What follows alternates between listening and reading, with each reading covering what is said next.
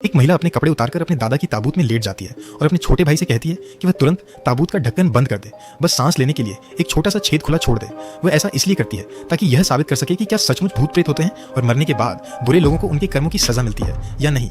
इसके बाद वह कैमरे को नाइट विजन मोड में चालू करके आसपास का हर नजारा ध्यान से देखने लगती है। उसके बगल में दादा का शव पड़ा होता है जो जीवन भर बुरे कर्म करने वाला इंसान था। देखते ही देखते 4-5 घंटे बीत जाते हैं लेकिन ताबूत के अंदर कोई हलचल नहीं होती। तभी जैसे ही वह थोड़ा आराम करने के लिए आंखें बंद करती है, उसे अचानक ऐसा महसूस होता है जैसे किसी ने उसके गले को कसकर पकड़ लिया हो। दम घुटने लगता है और वह घबराकर अपने भाई को जोर जोर से पुकारने लगती है, लेकिन उसका भाई बाहर कब्र के पास बैठा सिगरेट पी रहा होता है और उसे अंदर की कोई आवाज सुनाई नहीं देती।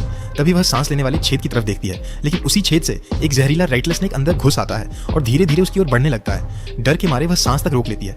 तभी सांप अचानक दिशा बदलकर शव की ओर जाता है और उसके मुंह के अंदर घुस जाता है। यह भयानक दृश्य देखकर वह तुरंत दूसरी तरफ मुड़ जाती है और कैमरा शव की ओर कर देती है। तभी उसके होश उड़ जाते हैं क्योंकि वह शव अचानक उठकर बैठ जाता है, फिर लेट जाता है और बार बार यही हरकत दोहराने लगता है। कल तक जो दादा पूरी तरह मर चुके थे, जिनके शव को उसके भाई ने अपने हाथों से नहलाकर दफनाया था, आखिर वे दोबारा कैसे हिल सकते थे? क्या सचमुच इस दुनिया में भूत प्रेत होते हैं? तभी शव के मुंह से डरावनी कराहें निकलने लगती हैं। अगले ही पल कई जहरीले रेटल स्नेक उसके सामने दिखाई देते हैं और सभी मिलकर शव के सिर को नोच नोच कर खाने लगते हैं। ऐसा लगता है मानो कोई दुष्ट आत्मा भी ताबूत के अंदर आ चुकी हो और शव को उसके पापों की सबसे भयानक सजा दी जा रही हो।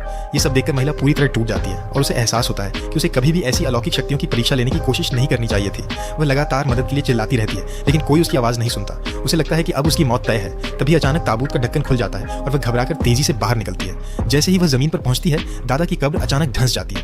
आखिर में भाई बहन एक दूसरे का सहारा लेकर वहां से किसी तरह निकल जाते हैं। उस दिन के बाद महिला ने कभी भी ऐसी रहस्यमयी और अलौकिक शक्तियों को चुनौती देने की कोशिश नहीं की, क्योंकि उसने समझ लिया था कि अदृश्य शक्तियों के प्रति सम्मान और सावधानी रखना ही सबसे समझदारी की बात है।